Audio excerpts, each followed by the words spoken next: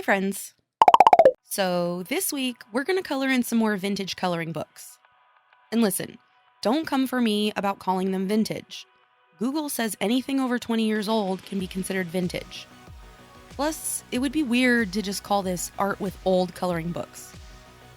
Anyway, these are coloring books from when I was a kid. And after I did this the first time, I put up a poll on my community tab to see which one you wanted to see next. And you chose, Lisa Frank. After this video, I'll put up another poll to see which one you want to do after this. Now, before we get into that coloring book, we have some business to attend to. In the last video, many of you pointed out this spot that I missed. I have no idea how I completely missed it. I mean, I didn't even know that it was there, but I know that it's bothering all of us, so let me just fill that in. It's not a perfect match because I don't want to go back and figure out which color I used, but it's filled in so we can all breathe now. All right, now that that's done, we can actually look through the one that we're going to do today. I looked this up, and this coloring book is actually from 1993. I remember that Casey and Camus are the names of the two dogs, and I always liked them because they're golden retrievers, and my family has always had golden retrievers. Why it says whole book on the inner corner, I have no idea. What does that even mean? Plus, I don't even think that's my handwriting. I loved Lisa Frank when I was a kid, like all of the neon colors and so bright, and that's honestly probably why I like rainbows so much as an adult. I definitely use this book a lot because there are so many pages ripped out. Apparently, I started to color this one and then just abandoned it after the rainbow part. Okay, let's just get into it. So, just like the first time, I'm going to first finish a page that I started but never completed. And this is basically the only choice. I mean, there was that one other page that had a sort of weird stroke across it, but no. So I have a reference to work off of because Lisa Frank is real intimidating.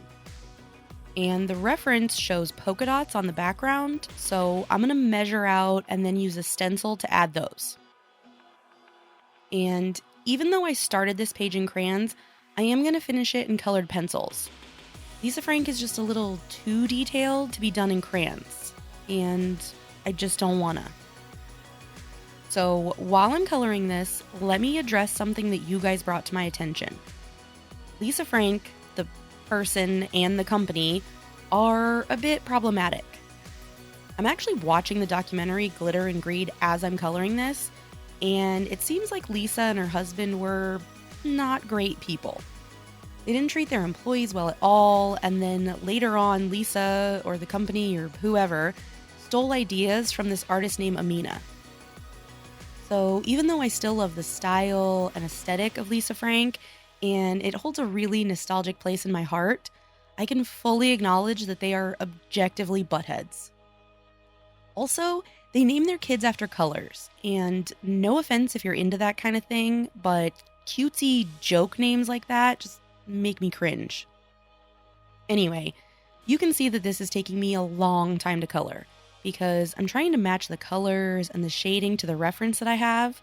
And since Lisa Frank designs are very saturated and bright, I'm making sure to burnish every single area by coloring over it really hard with the pencil so that no paper shows through. So yeah, it's taken some time. I really want to learn from this reference though, because Lisa Frank designs have so many colors and patterns going on all at once, but they always look great and never clashy. And I feel like when I create a picture with a lot going on, that it's just overwhelming to my eyes and they don't know where to look. Like, look at all of these pillows here, but still they aren't overpowering the pup.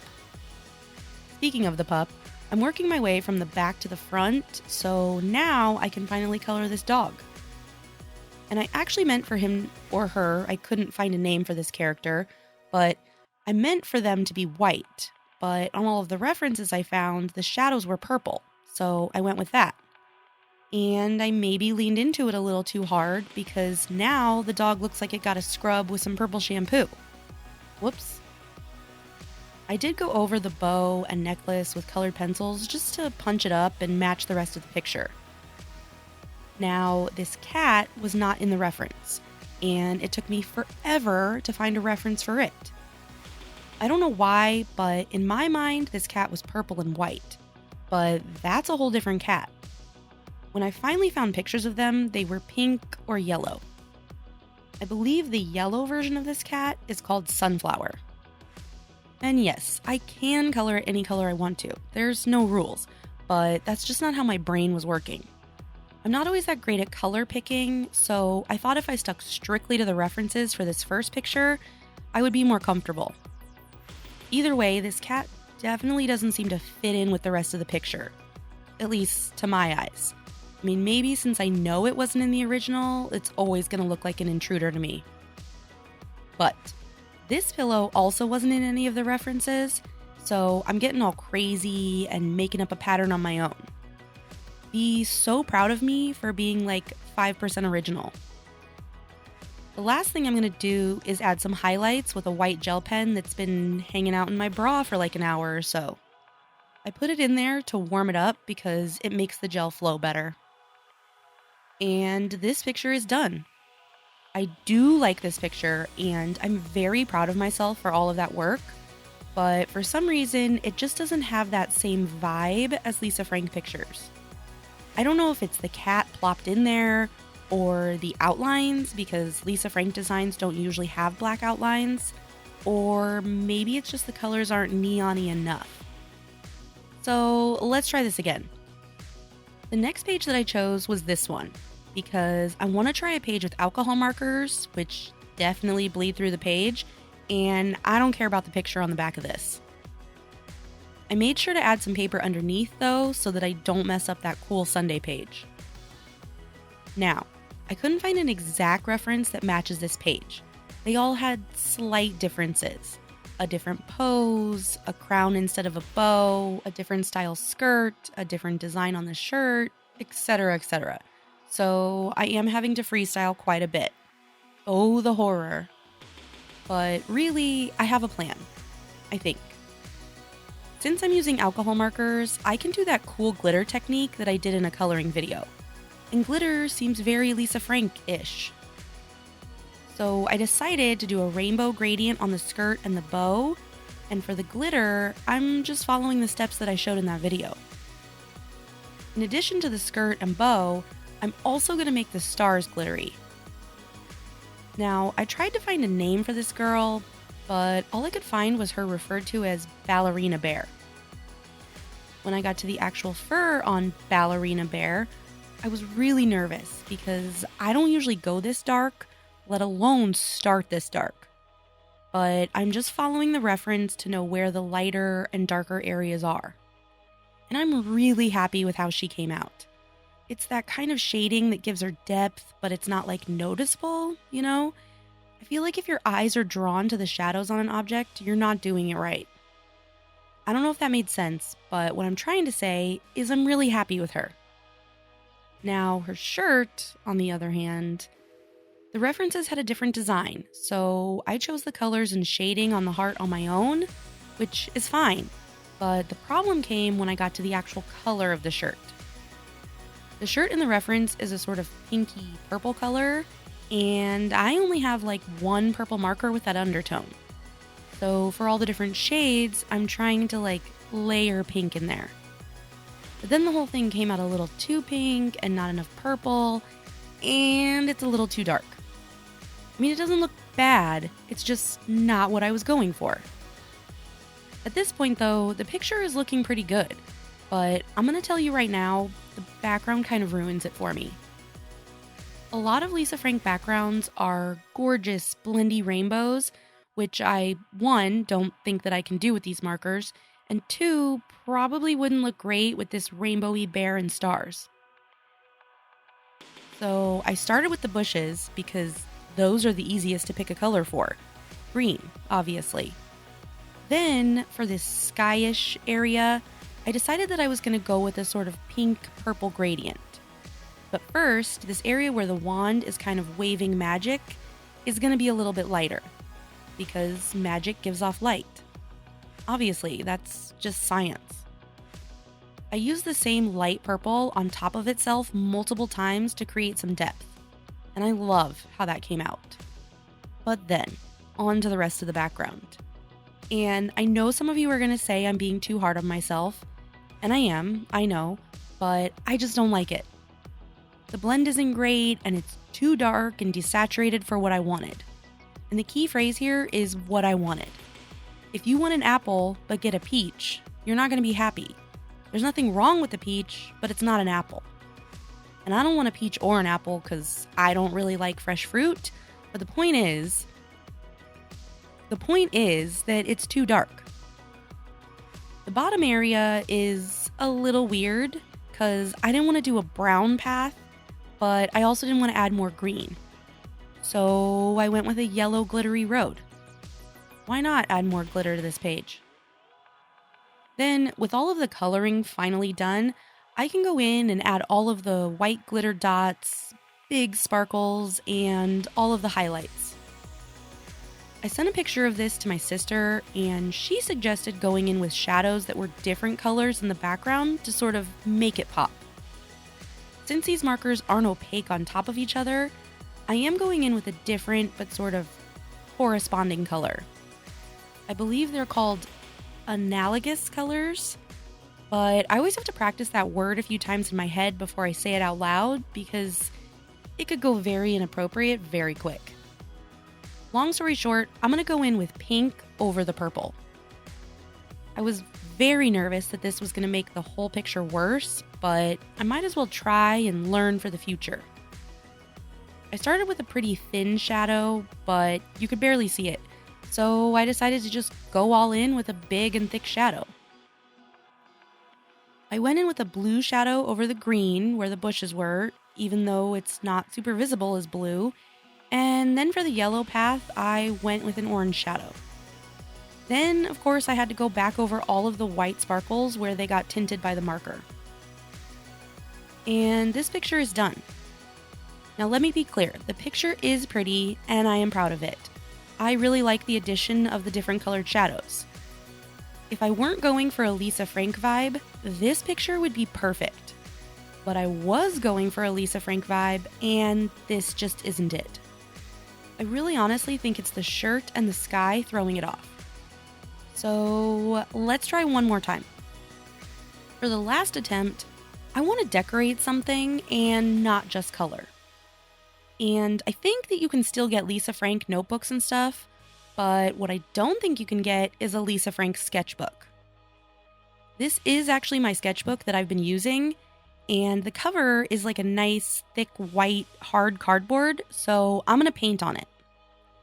First, I just need to pick a picture. Ooh, that would be really fun, but I think it's too detailed. That one too.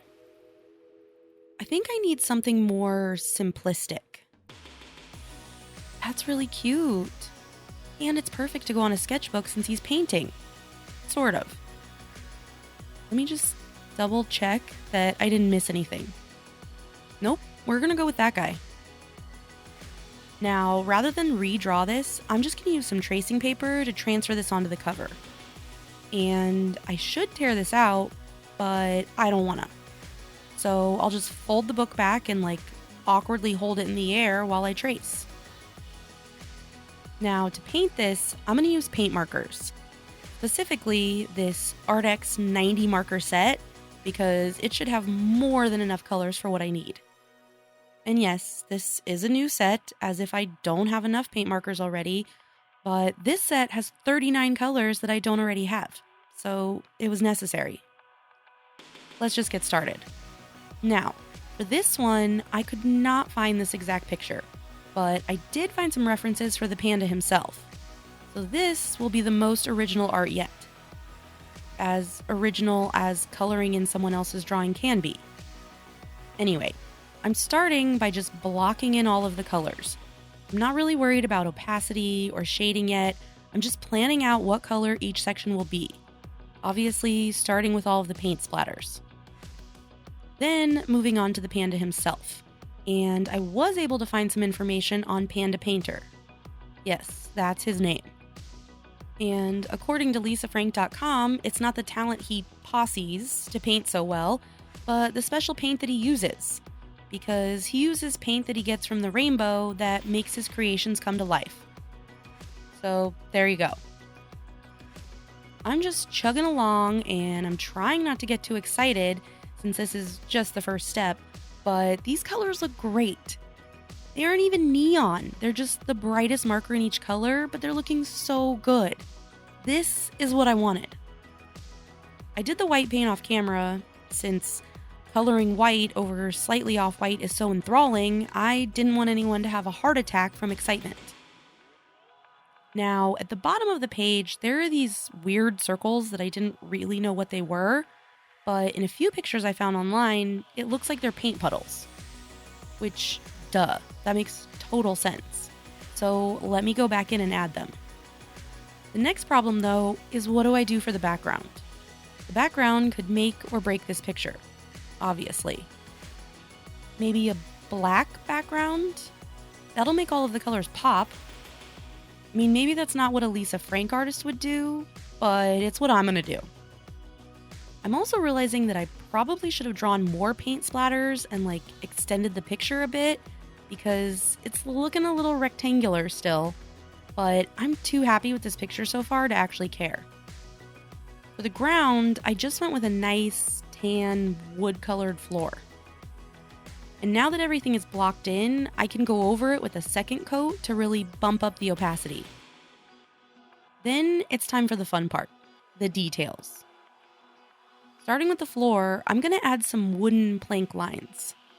And first, I used a ruler and did them all precise, and then realized you can't see them at all. So I picked a darker color to go over them, but I did not use a ruler this time, and they look a little bit like a DIY floor reno. Whatever. I added some details to the easel so it's less blocky looking, and then I moved on to the panda. And these are my favorite part of the whole picture, because it's so different from how I would normally do it. No black outlines anywhere, just using a darker and lighter color here and there to add some shadows and details. Then, my most favorite of favorite details, the highlights and the shadows.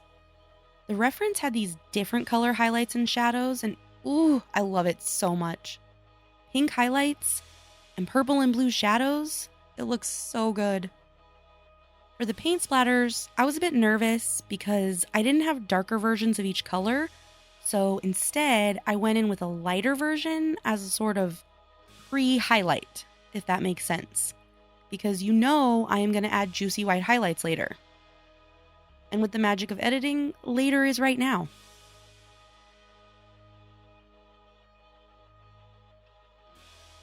Ooh, I love this picture so much.